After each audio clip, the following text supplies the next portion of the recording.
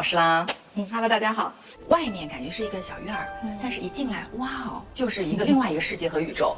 其实这个空间它在竹林传统古村落里，这个是一个有600多年村史的一个老村子这个地方原来叫德莫宅，原来就是这个样子，大概也得有90年到100年的历史了。中间的这个大殿，我给它起名叫照海殿，是因为中间这有整个空间里最大的形象叫做照海，将近3米。它主要的形象是他手里拿了2个镜子，他右手的这个镜子就是天空之镜，就是天空本身。当这个镜子明亮了，天空就是晴朗的。左手是人心之镜，它里面有像星河一样繁多的人心。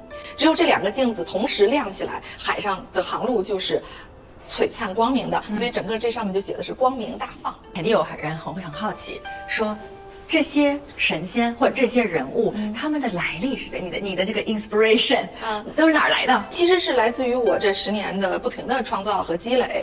很多东西我也是灵光一闪，然后慢慢编出来的。这个就是我觉得特别灵光一闪的，它也是我在这编出的第一个神仙，所以它的名字叫做知海。那知海是创造这片大海的女神，她的手捻出浪花，把浪花捻成丝线，再日复一日的把这些丝线编织成像丝绸一样的粼粼大海。它有4只眼睛，是纵横经纬。它们既是编织的名字，也是航行的名词。文丹老师跟我说这是灵光一闪，但是我感觉这已经是一个完整的 story。到了这里，你才来的灵光一闪吗？对。决定做藏海错以后，我编出的第一个神仙就是知海。藏海错它是起源于一片大海和一个港口的故事。然后这个夺气就是她穿的是藏蓝色的惠安女，就是这最勤劳的女性代表。她们就要和大海抗争，她们要从海中夺取力量，夺取精华之气以及勇气，所以它叫夺气。就是我初一看，我还以为好像他在喂小孩，有点小可怕。就是我现在就理解你说的。就是因为这是艺术作品嘛，艺术创作是需要有摩擦力的。我是一个艺术家，所以呢，我在这做的所有的创作，它都是一个艺术家的创作品。然后它跟宗教一定是有着泾渭分明的界限。这个讲的是在一望无穷的大海上，星河无疆上一个孤独的海民，他要具体的面对在这个浩瀚的海上孤独一个人冲向前方的整个故事背景。他引南定北，无穷水路循星而行，所以他们每一个孤独的海民，他都是一个寻星。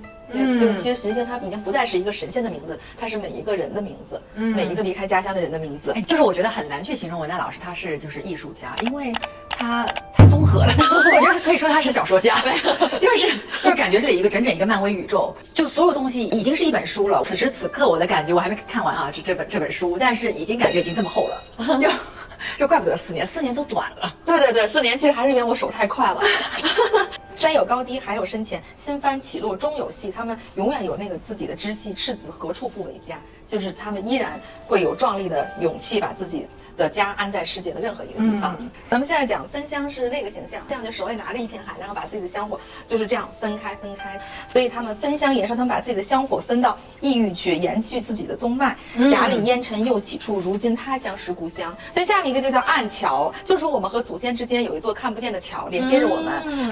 但是这些祖先们，他们永远都在祠堂里，他们暗暗的瞧着我们，就是他们可能并不是正襟危坐的在上面，他们真的一边看着有自己的生活，对，一边琢磨着这个后代们，哎呀，又哭了，又闹了，这个小孩子我来哄哄吧，然后在这着急。但是他们每天都看着自己的子孙，你们结婚了吗？你是不是万子千孙？你真的很幽默哎。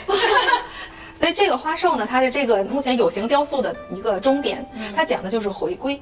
那现在你看，他们再次从这片土地上下到海里去，然后重新又回到了这一片土地，这片土地就再次回归到了泉州城，就是感觉角色就马上可以变化了，马上就有一种我耳机拿下，我就出去了的感觉。所以这个真正的神明，你要去真正的世界去寻找，这里面的神仙，他们都是人的故事。在这前面就放着这里面最重要的和最有力量的这个神仙，叫做藏海。前面刚才讲的那个照海，它是最大的，将近3米，而藏海作为藏海错的核心，它只有90公分。刚才我在这面讲的所有的故事，都画在和刻在他的身上。就在这个影背在外面是光明大放的照海，而真正要藏起来的就是我们每一个人心中的海。希望在这儿的每一个人都能够看到属于自己的心里的那一片大海，也能够听到别人心中的大海。